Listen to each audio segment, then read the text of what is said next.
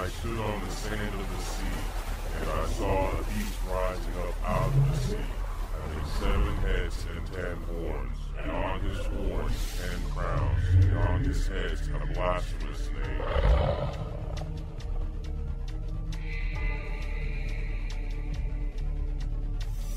Welcome to the Revelation 13 podcast.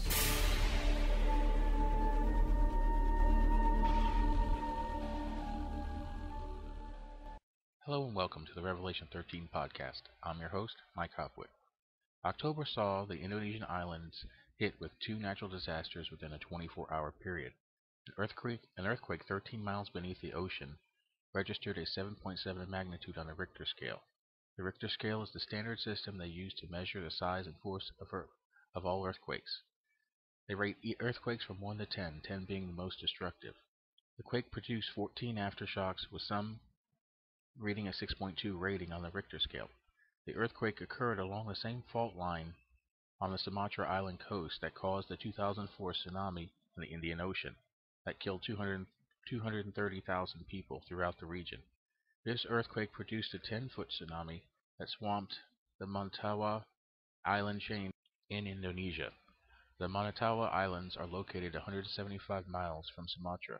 The tsunami washed away hundreds of wooden and bamboo houses in the region and killed over 300 people. Bad weather prevented rescuers from arriving to the remote area to search for survivors. Less than 24 hours after the tsunami hit, 800 miles away to the east, Mount Merapi erupted, killing over 24 people in central Java with burning hot ash clouds. One of the dead was an 83-year-old man named Marijan, who was the caretaker of the mountain spirits. Like several times before, he refused to leave his post and duties of conducting ceremonies to appease the spirits of the mountain. The ceremonies would consist of throwing flowers and rice into the crater as an offering to the spirits. He indicated that he would not leave unless he got a sign from the long-dead king who had appointed him to his position. His body was found face down, kneeling in Islamic prayer fashion. Part of Indonesia is on the Pacific Ring of Fire. The Ring of Fire is a grouping of fault lines that stretch from the western hemisphere throughout Southeast Asia and Japan, making these areas near the fault line prone to earthquakes and volcanic activity. The U.S. November midterm elections turned into a political bloodbath for the Democrats. Republicans picked up over 60 seats in the House of Representatives to gain control of the body. In the Senate, they picked up 6 seats, not enough for control, but enough to erase the filibuster-proof majority that the Democrats enjoyed after Barack Obama was elected president.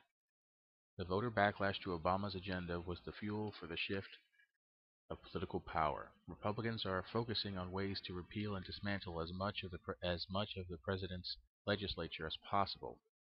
President Obama, after the election, seemed to suggest that the people were angry at the slow economy and not his legislation and agenda.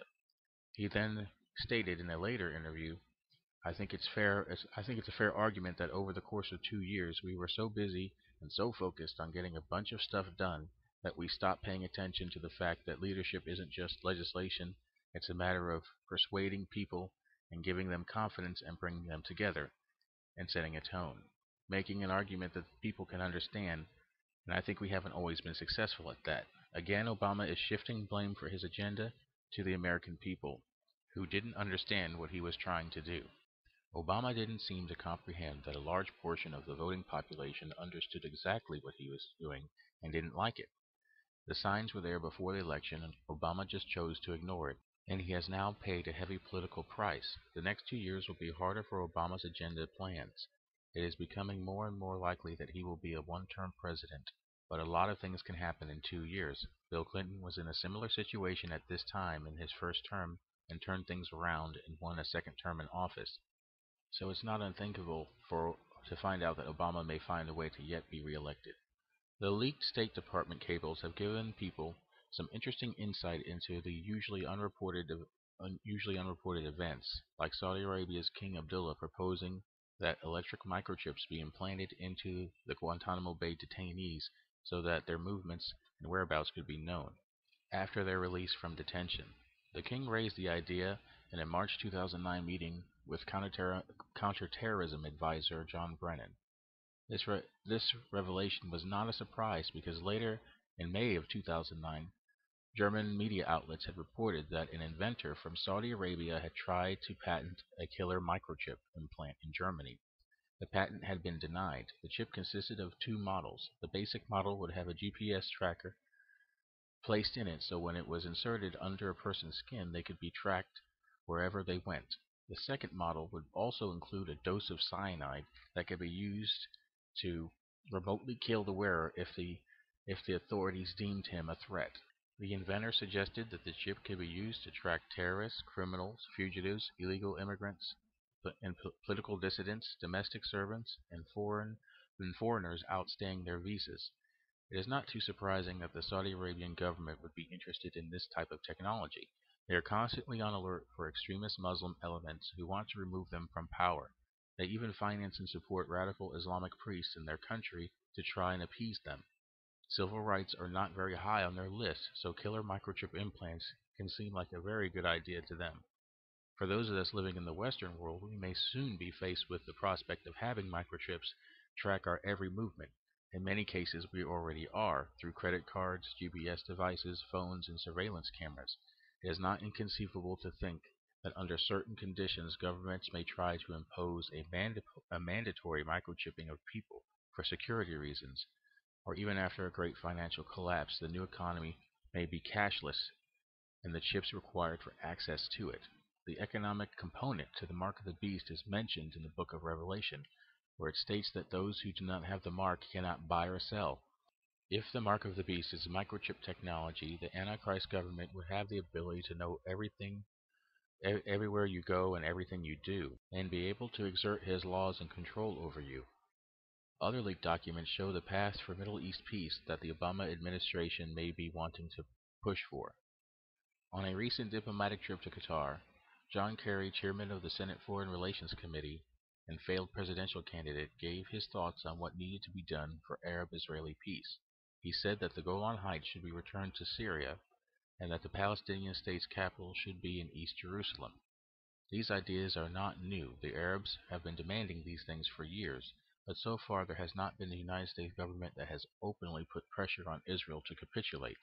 These would be very hard concessions on Israel's part, because if Israel returns the Golan Heights, they would leave a large portion of Israel open to mortar and missile attack, let alone having Jerusalem divided. Eventually it seems that Israel will face having the land reapportioned and having the possible loss of direct control of the Temple Mount. On November 8th of this year, a television crew recorded a contrail shooting up into the sky some 30 miles off the California coast. The trajectory of the contrail suggested that it came from the ocean and therefore would be a missile of some sort. The Defense Department and NORAD, the North American Aerospace Defense Command, have claimed that the contrail came from an airplane and that it posed no security threat to the U.S. Some have speculated that the contrail most definitely came from a missile and not a plane, and most likely was launched by a submarine off the coast of California. The Federal Aviation